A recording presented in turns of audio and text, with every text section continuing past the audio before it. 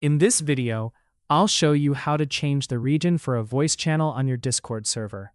This can help improve voice quality and reduce latency for people in your server.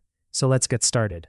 First, open Discord and go to the server where you want to change the voice region. Now locate the voice channel you want to edit. Right-click on the voice channel and select Edit Channel. From the menu on the left, make sure you're in the Overview section. Scroll down until you find the Region Override option.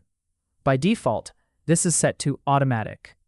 Click on the drop-down menu and choose the region that's closest to the majority of your server members.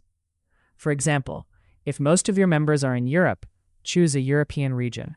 If they're in North America, select the closest available region. Once you've selected a region, your changes will be saved automatically. You can now ask your members to reconnect to the voice channel if needed, so they can benefit from the new region. And that's it. That's how you can change the voice channel region on a Discord server.